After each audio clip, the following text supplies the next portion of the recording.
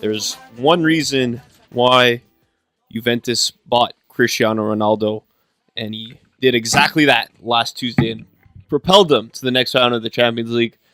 This is the Calcio guys with Adreano Donardo, Gianni Delacoli. How's it going?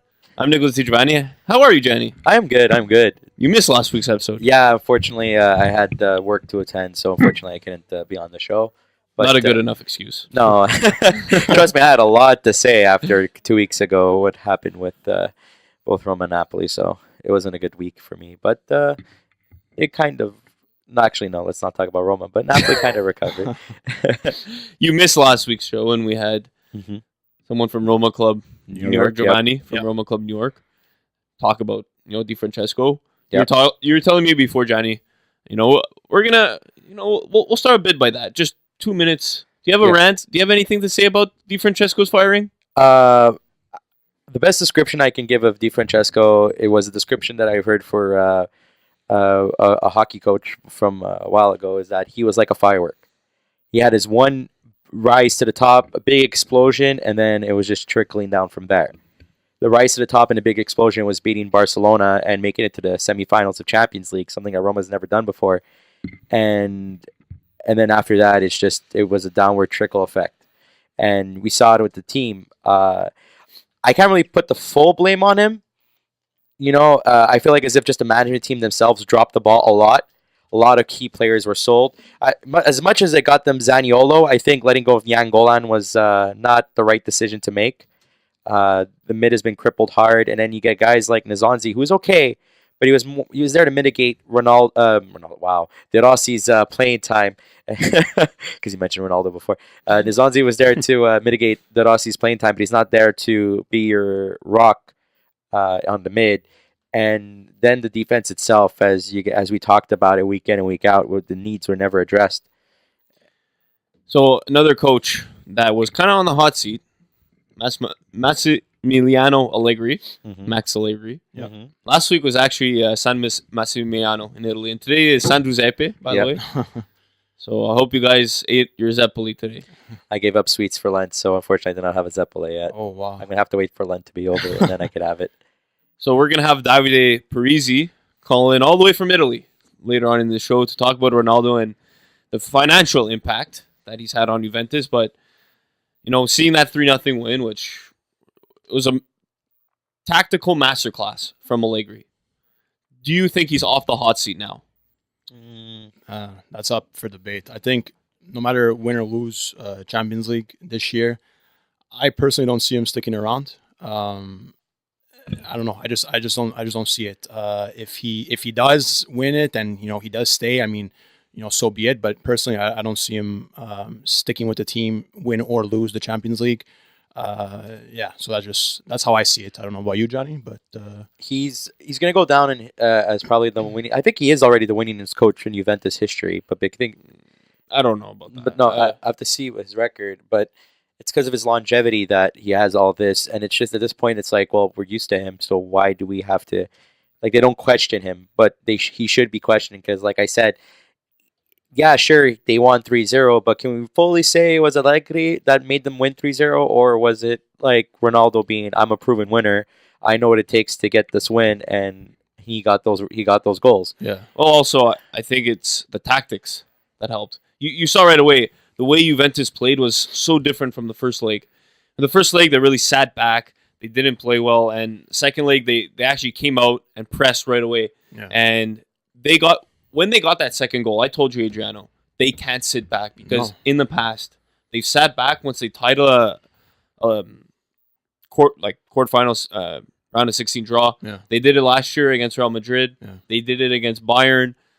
They can't sit back. And they didn't do that. And that's what helped them win. Yeah, I think, going back to your question, I think it was a bit of both tactics and obviously Ronaldo. We all know he's a proven winner. He's Mr. Champions League. But yeah, also the tactics too. I think we had mentioned it last week, or I had said they need a press. They need a press, and they did that from the first minute all the way to the last. So kudos, I guess, to Juve over there. But I think Ronaldo obviously had a big effect on the game. This is what Giorgio Chiellini had to say post game to the Zone. So shout out to the Zone again. Yeah. in these 3 weeks we think every day, one time a day at this match, and we want to show we are not the team we lost in Madrid. I think we do a perfect performance, every player, and then we have a special player who is Cristiano, and Cristiano is the difference. I find it's just so funny how last year Ronaldo eliminates Juve with a penalty. This year he gets them through. And just don't forget what Kelly did to Ronaldo and Real. You'll pay. Yeah. Shout out to Dr. Chiellini over here speaking perfect English. That's quite impressive. Well, perfect English, very proper English for what I expect from an Italian that stayed most of his career in Italy. But actually, all of his career in Italy. Yeah, it was. Yeah, pretty much all his career. Derby della Madonnina. Looking to float that cross into Martinez. And Vecino hammers it home. And Inter have the lead inside the opening 3 minutes of the derby. Whipped in by Jalanolu. Terrific header. Bakayoko's first goal for Milan comes in the derby and gives them hope. Can he put Inter 3-1 up? Donnarumma waits. Martinez! It's Inter's night at San Siro. Adreano, how are you feeling? I'm totally pissed off. You're pissed off. I'm totally pissed Before off. you Jenny begin, has to console him. before you begin, I'm here for you, man. Yeah. I'm here for you. No, I mean, I'm not in a good mood today. If you guys obviously heard the highlights there, it was the Derby della Madonnina. Big game, obviously. Third place pretty much on the line between Inter and AC Milan. And, Milan came on the wrong side of the stick, I guess you could say. They lost 3-2. And I'm just, totally not in a good mood. Straight up, I'll be very, very honest, very, very frank. They didn't come out to play. That's 100%. They did not come out to play. We saw how the game was going to go 3 minutes into the game. 3 minutes into the game, Vecino. Now, Vecino is just an average player. Vecino scores 3 minutes in. That, to me, after saying that, Milan this, Milan that, the defense, you know what? We haven't conceded, it's only 4 goals, 5 goals, 6 goals, better than Barcelona. They let Vecino score 3 minutes in. That totally already ticked me off. Then we're going to move on. Another set piece. De Vrij gets another header, goes 2-0 up. Okay, fine. Bakayoko, gracious for him, he got his first goal in the Milan shirt. They came at an important time, gave, fans some hope with his header off the set piece as well. So, that was encouraging. And then if we're going to go to the penalty, man, I don't even know what to say about that. That might, for me, spill over to our red card of the week later on. It was a penalty, though. However you want to look at it, I don't understand how Marco Guida, now this is 2 times this year he refs the Derby della Madonnina, and 2 performances, in my opinion, wasn't up to par refing the game on both sides. I'm not just saying for Milan's sake, for both sides. He did better than he did better this time. We saw a lot of questionable things. He called that penalty in the process of tearing his ACL. Now, how are you going to tell me he's 100% certain that was a call when he was about to break his knee? That, to me, it's unacceptable. And then no VAR. That's another thing that I'm going to start fuming about if I continue. Live by the VAR, die by the VAR. How many times have I said this? VAR. Wait. And then we saw something that I don't think I've ever seen. He took back a red with the VAR and give Conte a yellow at the end of the game where it meant pretty much nothing. What is the point of that? How is that possible? I honestly have no idea. Well, it's to make sure that the right call was given out. Yeah, but I've said it before. VAR. I read something interesting. VAR is used when there's questionable doubt as to a mistake. That's impossible. That there was no doubt. That he had no doubt in his mind as he was falling to call a crucial penalty in a crucial game, in a crucial moment of the game. You can't say that there was no doubt in the air. Well, there had to have been. It's not him that doubt. It's the VAR referee. I'm not saying him. I'm just saying there was no doubt in general. There was none. He called it, and the VAR referee agreed with him. there was contact in the box. He made the right call. Very- and then with the yellow, Very light. I don't know Very how you light. could be. I don't know how you could be upset at that. That's the right call again. Like if it's any It's- consolation, like I understand the frustration, but if it's any consolation, I mean, like the battle for third, fourth place, does it really matter right now? What matters is fighting for a Champions League spot, and that's what AC Milan is doing. Yes. The actual biggest worry. Well, they'd rather finish third so that they get better ranking for the draw. Yes, fair, and you want to finish over Inter because it's your rival. I Yeah. get that. Yeah. But at the end of the day, the difference between third and fourth is is just a different ranking for champions. That's all it is. No, I know. If it's any consolation. Yeah. We're gonna have to rant again later, I guess, with our yellow card, red card of the week. Yeah. We're just gonna have to take a short break. On the other side of the break, continuing with Serie A match day 28 here on the Calcio guys on CJO 6090. Looks long, Medjugorj's the wrong side. Good take from him. Fine save from Golini. Still there for Medjugorj. Such a weird weekend in the Serie A. So many upsets. Weird ones too. Genoa over Juve, Cagliari over Fiorentina, Spal over Roma, Bologna over Torino. But the weirdest one has to be Chievo. Well, Chievo ties Atalanta. This is a team they lost 5-1 to in the first round of games. Are you surprised by this result at all? A bit, to be honest with you, yes. Especially that I think the game was in Bergamo. Yeah. And that's not an easy place to play at all. So for me, I was a bit shocked by the result, as you said, a bunch of weird results this weekend in Serie A, and this was right up with the best of them. 1-1. I mean, you know what? I wouldn't have been seeing that result. I wouldn't even been surprised if Chievo would have stole points from Atalanta, which is very, very sad and very, for Atalanta's sake at least, because you know what, they're fighting, as we said, week in and week out for Europe, and this is another time where a bigger team, I guess you can say, loses points. So for me, I was pretty shocked. Yes. Juventus couldn't even win in Bergamo this year. Juventus lost to Atalanta in the Coppa Italia. Chievo drew Atalanta. Hence, Chievo was better than Juventus. Can confirm. A is better Yeah. than B is better than C. Yeah. Therefore, A is better than C. Yeah. Johnny, did you expect Atalanta to be... No, honestly, I expect Atalanta to wipe the floor with them. They're they're the second best offensive team in Serie A, and I'm surprised they weren't able to score more than one. But you have to give credit where credit's due. Chievo honestly came to play. Medjugorj's goal was awesome. Pretty much no quit. He, even with the ball loose, he just got up off the field and just turned and shot it, took his opportunity, and picked the opposite side of the net. So it's not like as if Chievo didn't deserve the draw. Yeah, they got out possessed and they got outshot, but they still did not have any quit in them. So surprising, yes, but they worked for it. Drops to Quagliarella, goes for the shot. Quagliarella! Fabio Quagliarella does it again. Defrel on the turn, pulls it back to the edge of the area, and it's 3-1 to Sampdoria. It is raining goals here at the Mappé. Raining goals in Sassuolo. 5-3 Sampdoria versus Sassuolo. These two teams tied 0-0 in the first round of games. And Sampdoria, they just lost at home the week before to Atalanta, and they go out and score 5. But you know what? If you told me before that Sampdoria would score 5 goals against Sassuolo, I would have believed you. I don't think so. As much as they've been doing well, I wouldn't expect 5 goals. Total 8 goals in a game. Like, when's the last time you heard a soccer game have a total of 8 goals in it? There was a lot of high-scoring games this weekend, actually. Yeah, actually there was. I'm really shocked.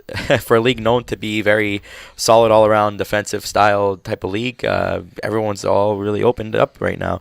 But Samp scoring 5, great job. Quag's showing that he ages like fine wine. But it was a pretty much team effort. If you go down the list, Defrel goal and assist, Quag's goal and assist, Linetti goal and assist, like everybody pitched in, so it wasn't just a one-man effort. It was a very good team effort. And it shows. I think AG will agree with me that they all look so happy playing together. Yeah, no, I think Gianpaolo's got a good group over there. As you said, they play like a team. They play for each other. We've seen sometimes during the year that they're kind of Quagliarella dependent. But this game, they really, as you said, everybody chipped in across the board offensively. As you said, Defrel, Quagliarella, Gabbiadini, I'm pretty sure got on the board as well. He got a goal, yes. Yeah, so it was a big team effort against a tricky team in Sassuolo. We've seen Sassuolo do good things this year and not so great things. So they're tricky. I guess depends what week you get them, but this week Sampdoria came out on top. Good running here. Mertens looks up. Callejon in the middle. Callejon takes it, and Callejon scores. Most of the best moves coming down Napoli's left. Lovely bit of running here. Oh, and a fabulous goal! Dries Mertens. Once again, Napoli's offense comes alive. I mean, we pretty much say this every week, just how good offensively they are. You know what? They're fun to watch.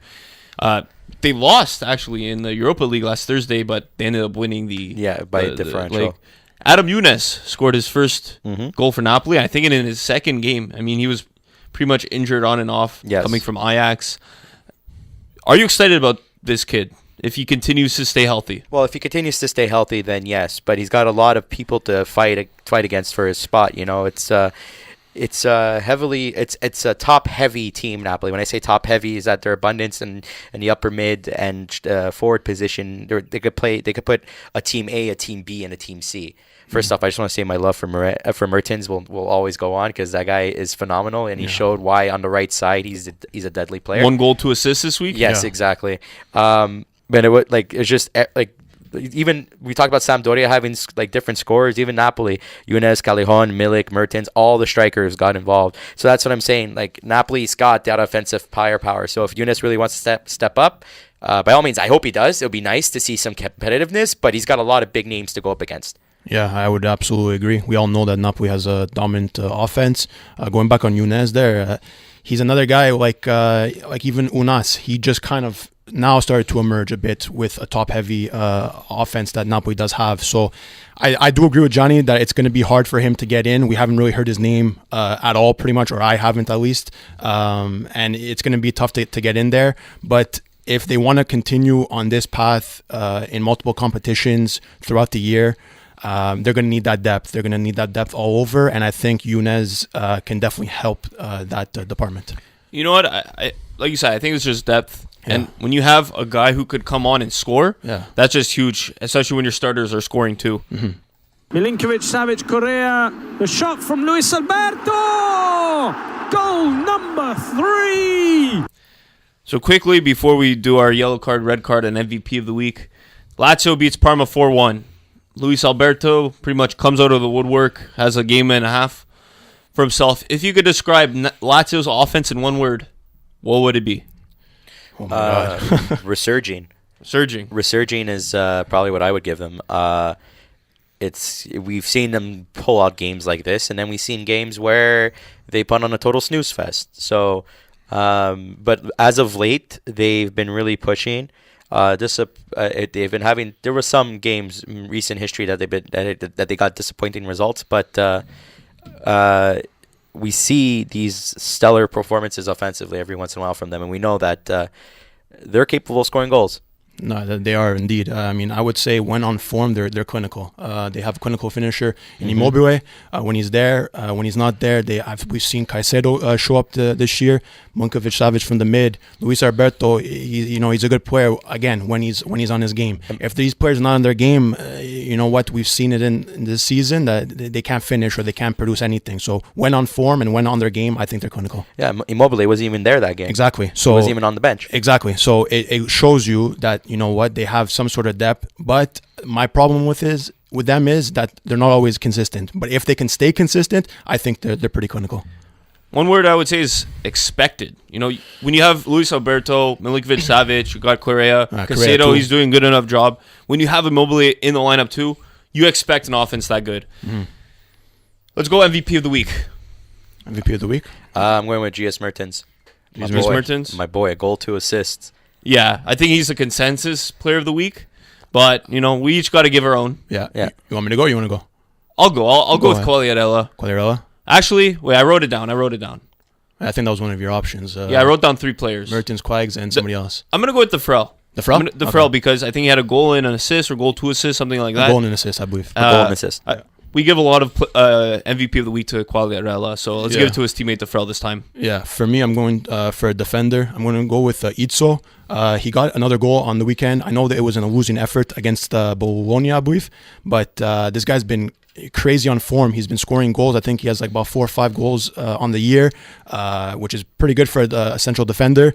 He got called up to Italy. We probably will speak about that later. For me, he's deserved that call up. So for me this week, Izzo's going to get my MVP. Honorable shout out to Luis Alberto. He got 2 goals and assists for Lazio this weekend, so he deserves to be mentioned as well in the conversation. Absolutely. Exactly. So yellow card, red card of the week. We got 1 card each. Let's put it that way. I'm going to give a red card to... I don't know if you guys heard about this, but when Genoa fans found out that Ronaldo wasn't going to play on Sunday, a bunch of fans asked for their refund. Huh. So I understand, you want to buy tickets, you want to see one of the best players in the world, but if he doesn't play, that's part of the risk, right? When you buy these tickets, if he doesn't play, don't go knocking on the admissions office and ask for your refund. So you still go to the game, you support your Genoa. Genoa ended up winning. It was a good game for the home fans, and I just got to give a huge red card to plastic fans. And the red card is out. You guys? I'm going to have to either give a yellow card to was either Radu or Gabaron Gil for Lazio. He's the one who gave away the ball for, my God, who was the one that scored? Sprocati. I think was it Patrick? Was it? Possibly. All I know is it was a right side defender. It might have been Patrick, but it was a right side defender, yeah. And he gave it was just a slop. You wanted to pass it back to the goalie, and I don't know how you not give a hard pass on that. It's like when you hold X, but you double press it at the last minute, so you just give like a nice little tap. Yeah. So that I'm gonna have to give him my yellow card. Yeah. Yellow card of the week for Gianni. Yellow card here. So yeah, for me, red card of the week has to go to Milan's performance in the derby. They did not show up, as I said earlier. That totally pissed me off. You know what? They had all the means to do it going into this game. Obviously more informed than Inter. Inter's been a soap opera, and Milan, they were doing good. This is a bit of a dent to the season, but I don't think it's totally gonna like a knockout punch. But for me this week, just not showing up to the derby, that means so much for the city of Milano. And now this year, it's important for the standings as well, which we haven't seen in a while. I'm going to have to give my red card of the week to Milan's performance in the derby. And it's a red card. So we're going to take a short break. On the other side of the break, we're going to have Davide Parisi, all the way from Italia, Torino, to talk about Ronaldo and the impact he's had on Juventus ever since they brought him in the summer. You're listening to the Calcio guys on CJO 6090.